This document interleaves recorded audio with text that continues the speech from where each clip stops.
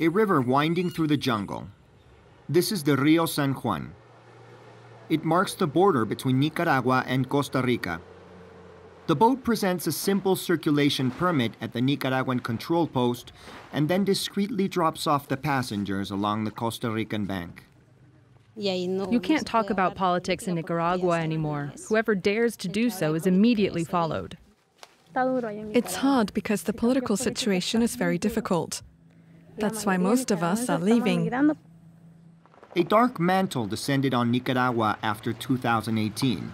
Up to that point, Daniel Ortega had remained popular, but everything changed when peaceful student demonstrations were met with police bullets. Porque son asesinos. Asesinos porque nos han matado. Months of repression led to over 300 dead and hundreds of political prisoners. This was the moment that divided Ortega from his people. The separation kept getting wider this summer. On June 2nd, Ortega arrested Cristiana Chamorro, who was leading the voting polls for the upcoming presidential elections in November. She was the first in a long series. The other opposition pre-candidates were also thrown in jail, followed by dozens of leaders of citizen movements, students, journalists. Those who escaped the raid are now in hiding or in exile. We met some of them in San Jose, the capital of Costa Rica.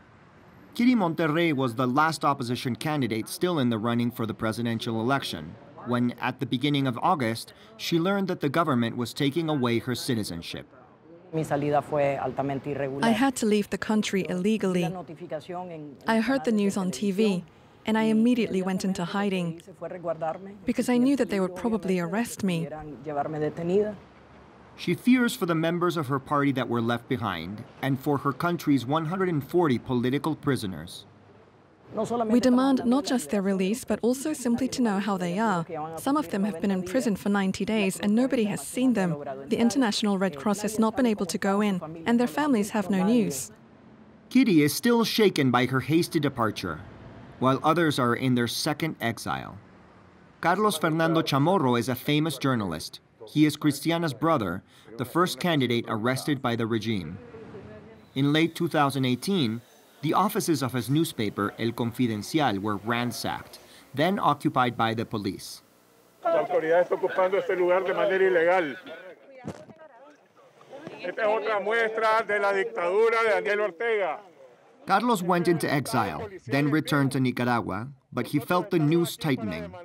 When the massive protests began in 2018, I felt that as soon as the government lost control of the streets, the press became enemy number one. On August 13th, the newsroom of one of the country's main daily papers, La Prensa, suffered the same fate. Its general manager was arrested. We knew that freedom of expression would continue to be restricted, but nobody imagined that there would be these massive arrests. From his exile, thanks to a studio that's been lent to him, Carlos Fernando continues to broadcast his programs.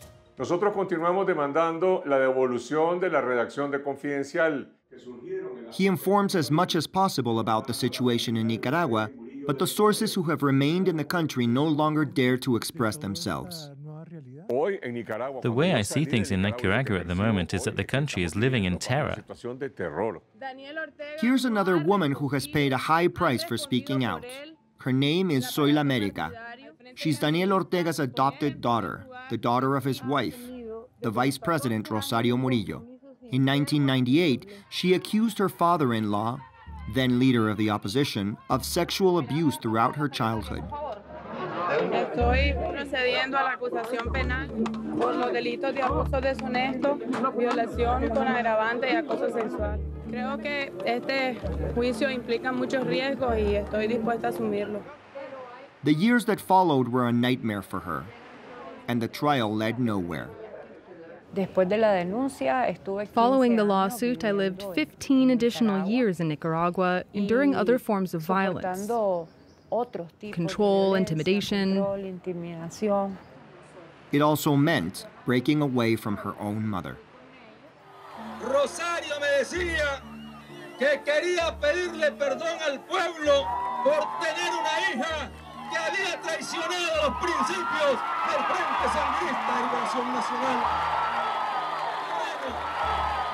But it was in 2013 that exile became her only option, when her boyfriend was brutally arrested before her eyes.